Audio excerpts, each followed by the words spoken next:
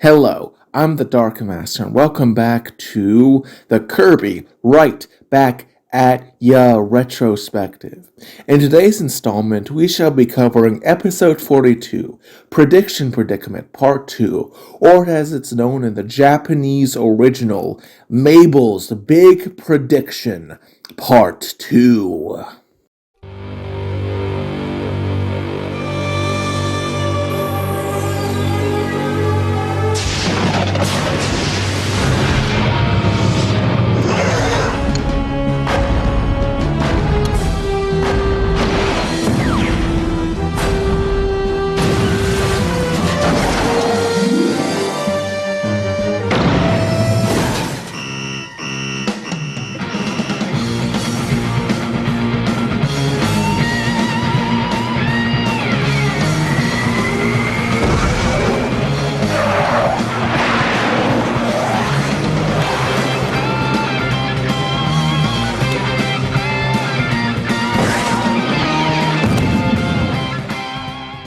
This episode was released originally in Japan on July 27th, 2002, as the 42nd episode, while the English dub was released on March 29th, 2003, as the 39th episode.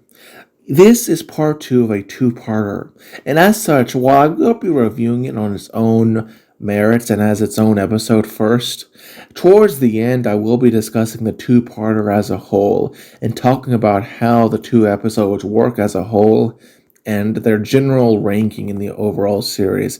And as such, I highly recommend watching my previous review of part 1 just for more context for what I'm going to be talking about towards the end of this review. So go check that video out before watching this and then come back and watch this episode. Or you can always just ignore what I say and feel lost. But without further ado, let us start with the episode's plot. It opens to a recap of what happened last episode. It is here that we see the first change between versions. In the Japanese original, Tiff is the one who says the intro words, while in the English dub it's an unnamed voice that narrates it. Personally, I think Tiff is a better character than this unknown voice, so it's really a bit of a shame that they decided to go with the unknown narrator. Regardless, it does a good job recapping the events of the last episode, though of course it is slightly more abridged. Also, the clips used between the two versions do differ in relatively minor ways. After the jazzy intro, we begin the episode proper, which opens to the square of Town, where we see King Dedede unveiling a massive golden statue of himself. I honestly don't know what's worse, the CGI for this statue or the king's ego. Chief Bookums wonders what this thing is, to which the mayor says it's a statue, as Bookums' wife says it's an eyesore, and the mayor's wife says that it's dreadful. Honestly, an understandable reaction given how ugly it looks. Escargoon tries to silence their complaints by saying they're lucky that the statue will be here, with the king telling them to cut the complaints. But Tiff says that they will not cut the complaints, as her brother Tuff says the king has yet to keep his promise to build them a playground, as the other Cappy kids get more specific. After which, Tiff repeats their demands, as even Kirby is annoyed at this point, and is just angry about the lack of a playground, though I don't think he really cares about the ugly statue. Escargoon defends/insults the king by saying the statue is only ugly due to it being an exact replica of the king. Amazingly, the king looks past that. Chef Kawasaki points out that they don't need a statue when there is an asteroid heading straight at them, as the crowd looks up and we see the asteroid visible in the sky. Since it's relevant, let us discuss it now, as though the episode doesn't have a true Monster of the Week like other episodes, this serves essentially the same purpose. The asteroid, referred to in the Japanese original as the Phantom Star Gorath, this is a reference to the Japanese film Gorath, in which a rogue white dwarf is heading towards the Earth. It was a fine movie, though for some reason it had a sort of large, terrible looking Pimp-Monk-esque giant walrus monster that really had nothing to do with the plot at all. It just was sort of there as a mild inconvenience. 4Kids removed this reference, which is a shame because I think the name itself was cool enough so that it could stand on its own merits, apart from the relatively obscure movie that most Americans probably hadn't heard of. There has been some debate within the Kirby Retrospective community as if this is actually an asteroid or a rogue star due to the localization. Honestly, I think both positions are slightly wrong.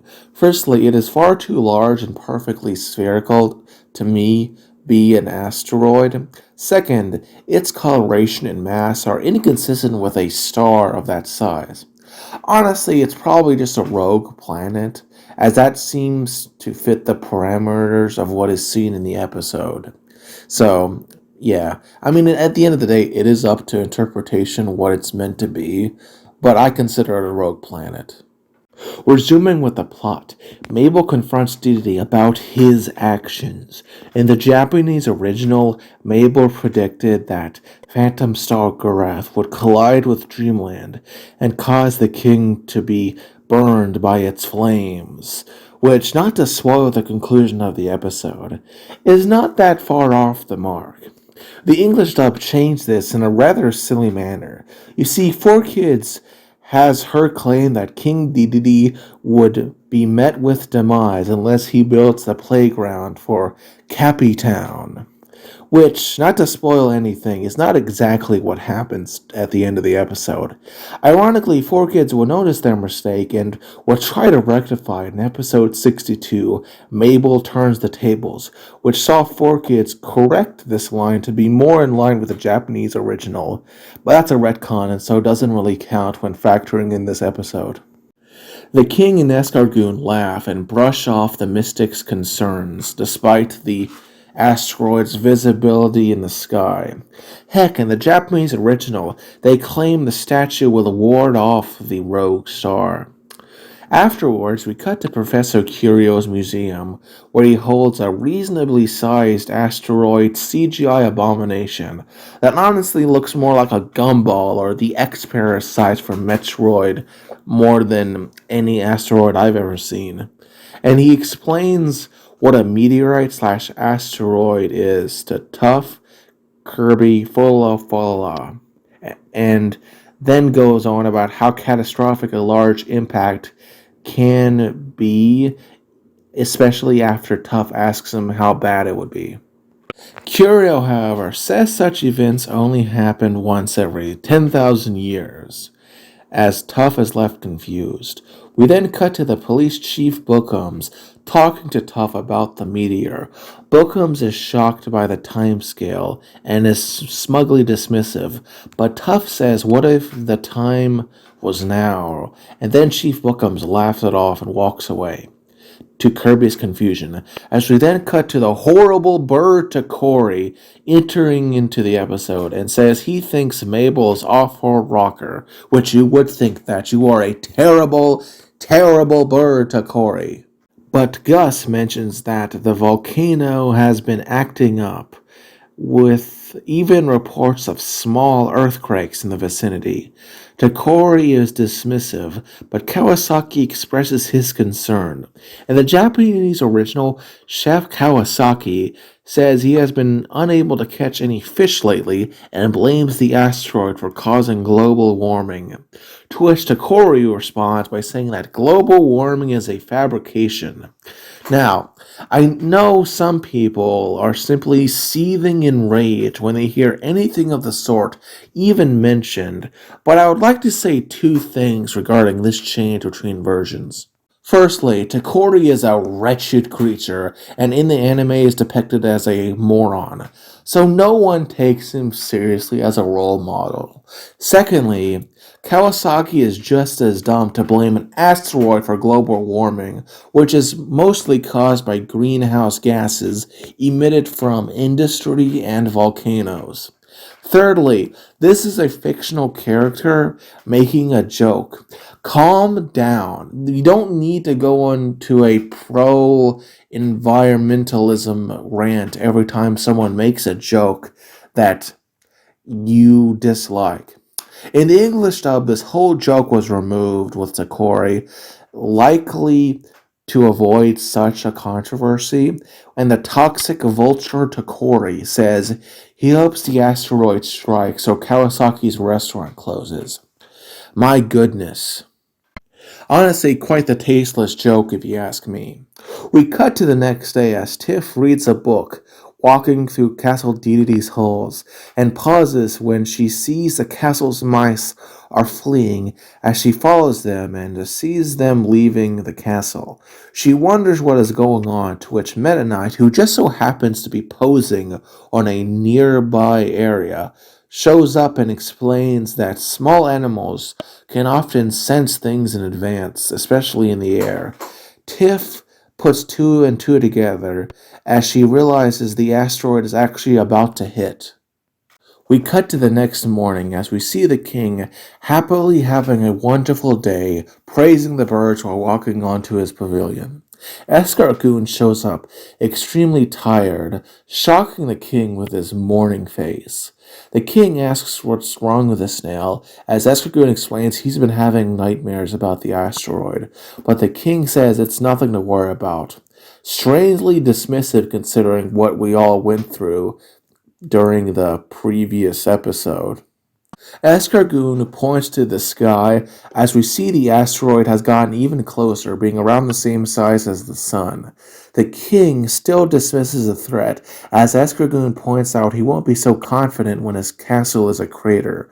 But the king again dismisses him, saying he's overreacting. But Escargoon yells that he's not overreacting, as we cut to the observatory, where we see the pair of them looking at the asteroid, which is in fact slowly getting closer to Popstar. Escargoon babbles to the king about what they're going to do, and the king contemplates for a brief moment until we cut to the outside of the castle, where we see the king, still in denial, playing some golf. He seems calm at first, but pauses and looks into the sky, seeing the asteroid is even closer. We then cut to the castle's library as we see Tiff doing some math and research into the asteroid as to when it will in fact actually hit the area. We cut back to Cappytown outside the mayor's house as we see the residents of Cappytown are asking him about what must be done, and the mayor says that in order to answer their questions about the asteroid, that they will consult the great Kaboo. The crowd then gather in the jungles around Kaboo, and Sir Ibram asks for Kaboo's sage advice on how to stop the asteroid, as his wife declares that it is so terrible that they must get answers. Kaboo declares that the asteroid will bring great destruction, like windstorms and earthquakes. This shocks the Cappies, as Kaboo continues his prediction, talking about volcanic eruptions and a final calamity that will destroy all. The mayor asks when this will all happen. Kaboo says soon, and Tiff arrives and specifies that the calamity will happen in 2 days or 48 hours, and pulls out a calculator that shocks the crowd. Kawasaki laments the time left, while Gengu collapses in shock at the revelation and thinks about how little time he has left. Mabel is shocked over her prediction being true, seemingly surprised as everyone else. The Cappies seem oddly at peace with this certain doom, as the mayor and his wife go to spend their last days together as the rest of the Cappies leave in a huff. Tiff tries to convince the others that there is still time to do something before it happens, but the townsfolk ignore her and leave. She asks Kaboo if there is any hope, but the ancient god remains ominously silent. We cut to Kirby's home as the sky slowly turns an ominous, demonic red. He is stricken from his sleep by the wretched Bertacori as the meteor grows huge in the sky.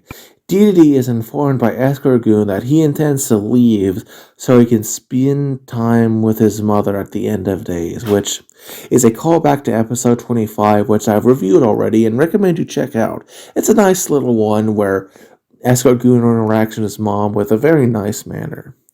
Escargoon tells him he's wrote down the location for the food, but the king rips up the paper and forces him to stay, as Escargoon cries for his mother as Dedede firmly grasps him. After a commercial break, we see Dedede in denial of the coming apocalypse, playing on his roller skates while Escargoon struggles to ride a skateboard. Escargoon says shouldn't they be preparing for the end, but Dedede says they should just focus on fun, harassing Escargoon by forcing him to play with him. We see Tiff and Tuff watching the pair. Tuff comments on how fun they're acting, but his sister condemns their frivolity at the face of Armageddon. Tiff says that there is no time to waste, as there is still work to be done. We cut to the library. We see Tiff working on some calculations. Tuff, who has grown bored, asks if she's done, but she tells him to be quiet and stop bothering her. Meta Knight enters the library and asks what they are up to.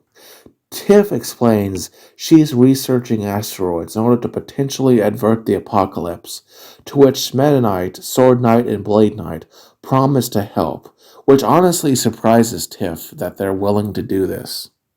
Fololo and Falala also agree to help.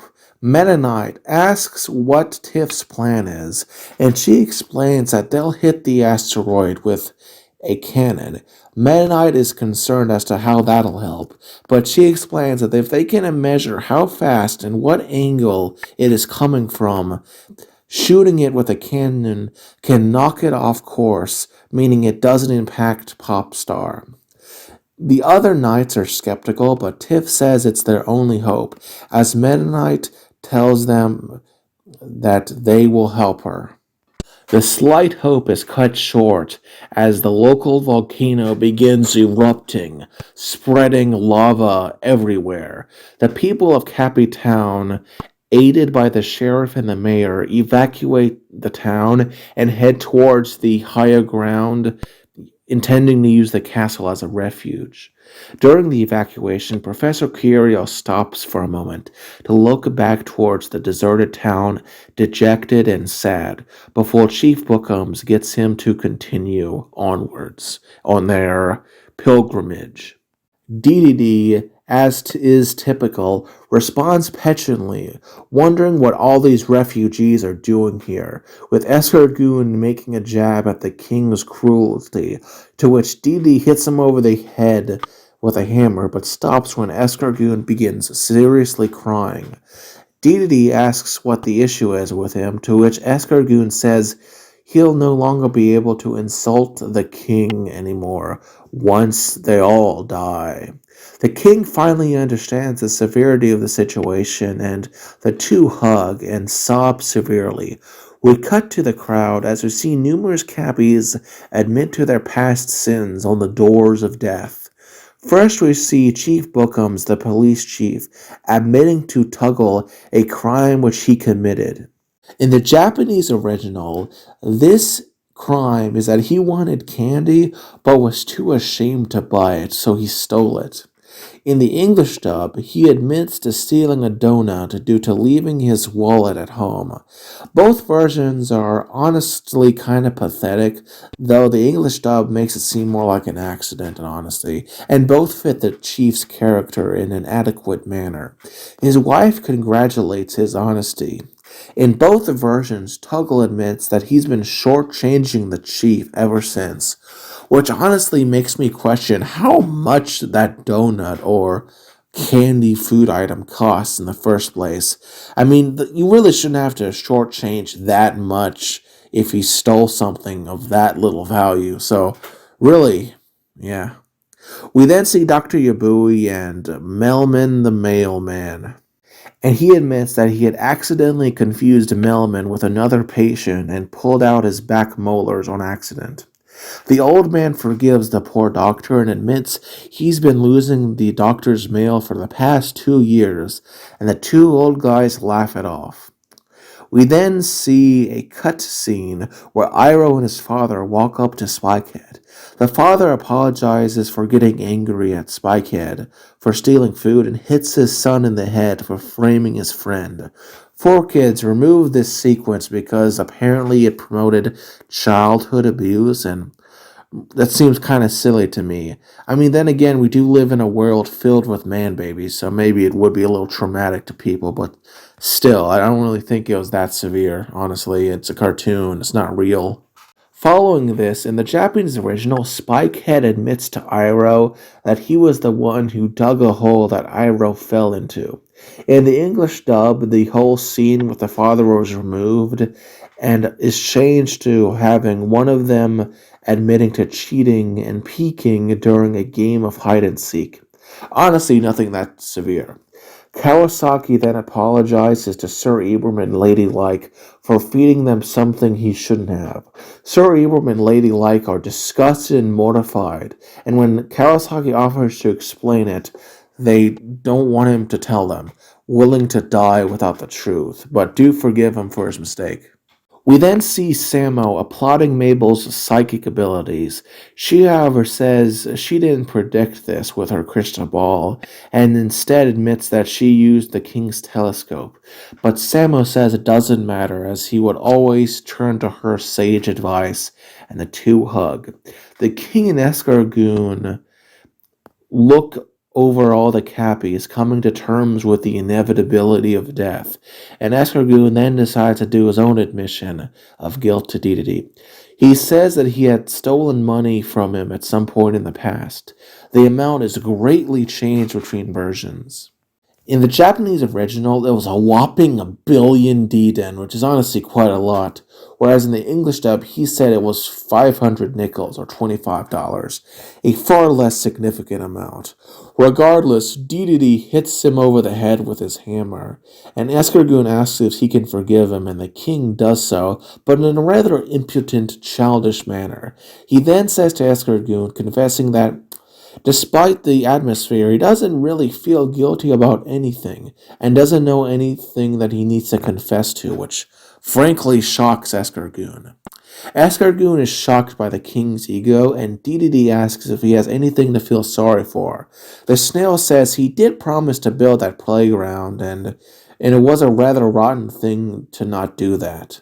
The king then resolves to make amends and runs off with Escargoon and gets onto his limousine.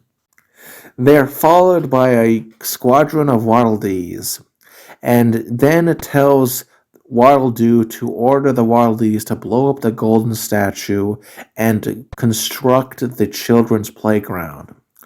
But then we cut to Kirby's home, where we see Kirby and Takori watching worthless static as the terrible bird tries to be nice to Kirby for his past statements, but is such a wretched creature that the nice face breaks almost instantly when he notices that Kirby is not paying attention to him and begins to yell at him. Luckily, Dedede then bursts into the home and yells, "Kirby!" and grabs him, the pink puffball, and drives off in his limousine. The king shows Kirby the playground, and the baby is happy and so begins playing in the playground, as Escargoon compliments Dedede for his compassion, and the king goes over to the swings and gets on them. In the Japanese original, he sings the song, "Life is short, fall in love, Dedede." This song is a reference to a scene in the famous Japanese film Ikura by Akira Kurosawa. I'll play the clip, though hopefully it doesn't get copyright claimed.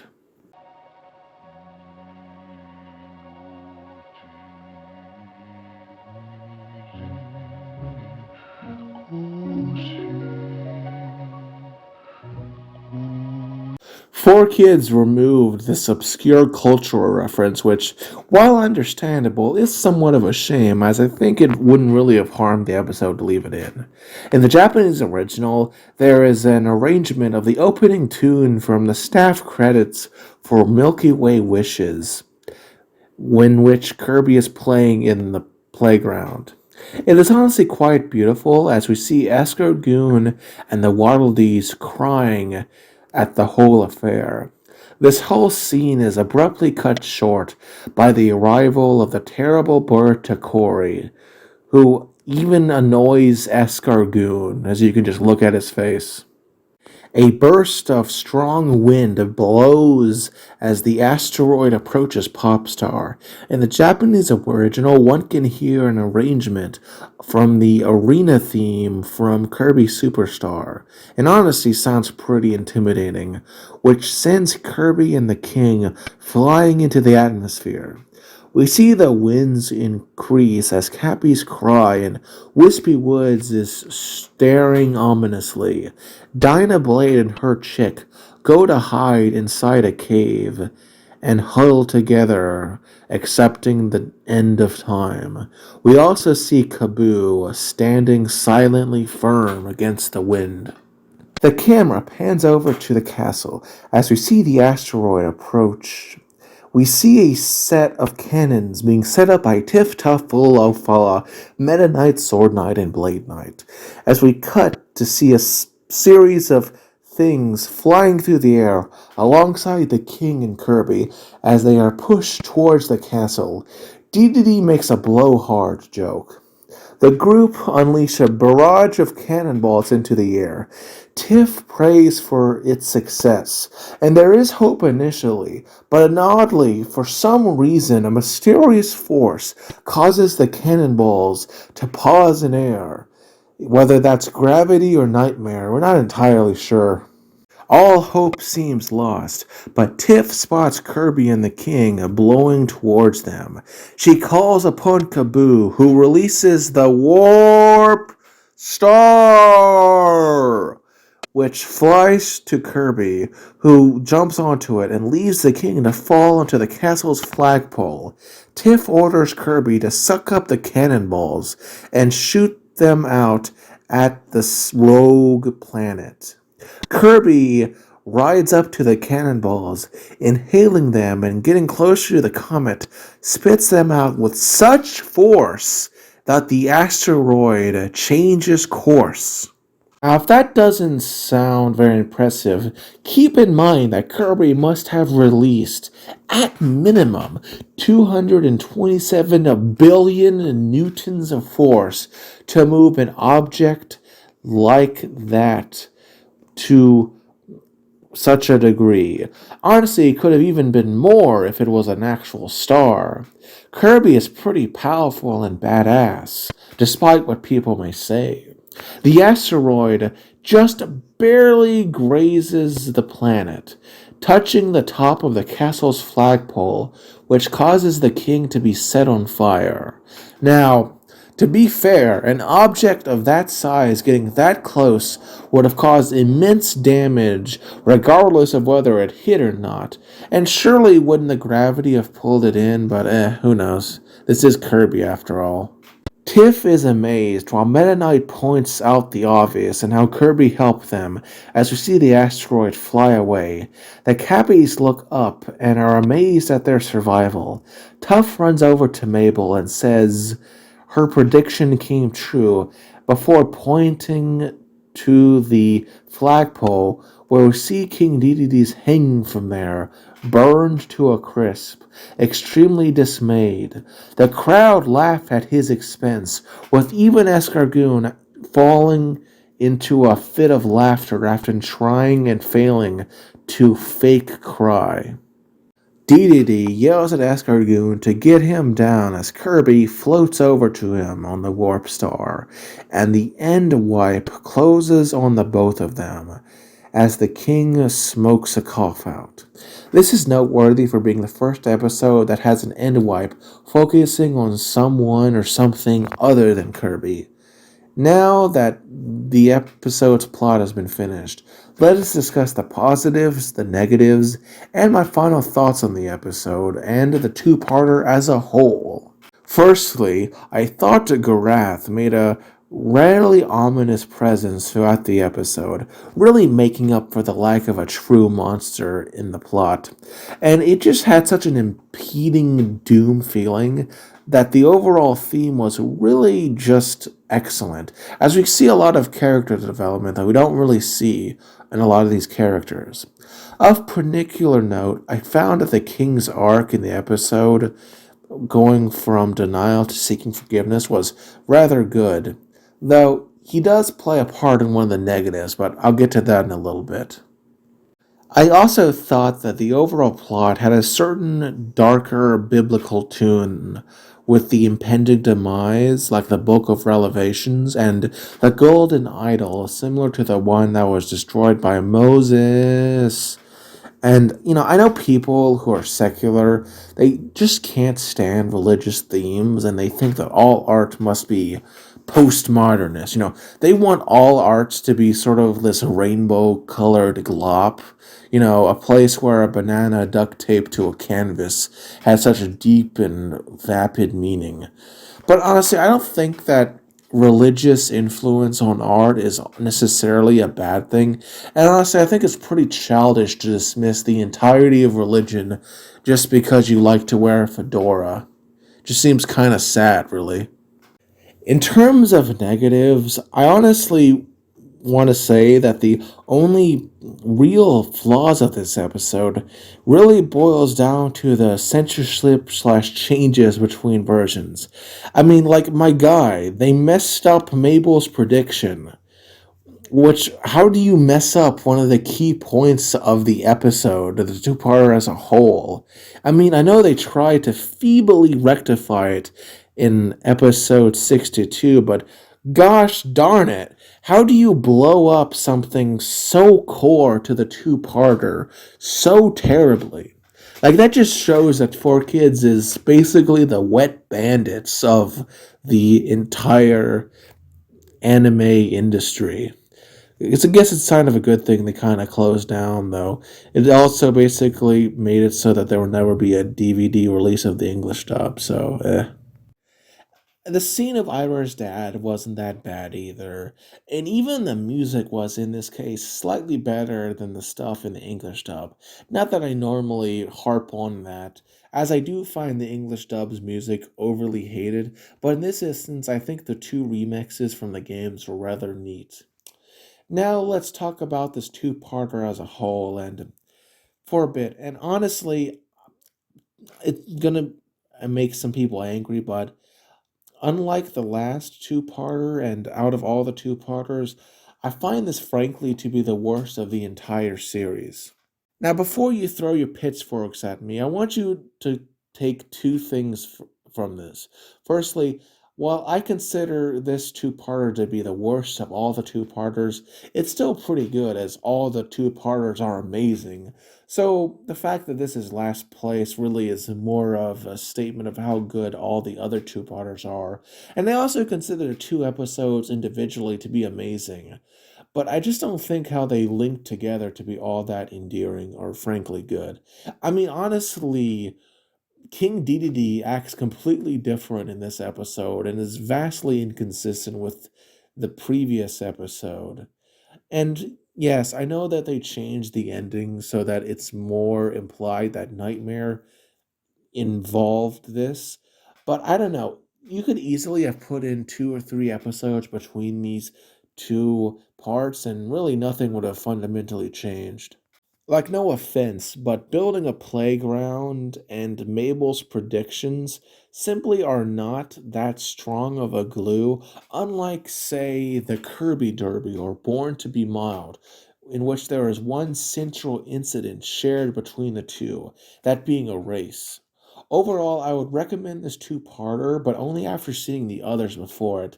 And I can highly recommend watching this episode as well, but if you're going to watch this episode, you pretty much should watch the first part beforehand, if only to get more nuance. And frankly, when it comes to two-parters, you either watch them both or only the first one, because Honestly, you can't watch the second one without the context of the first, so watch this if you have time for a two-parter, but only if that's the case. I'm the Dark Master, and join me next time on the Kirby Right Back at Ya Retrospective. Have a wonderful day.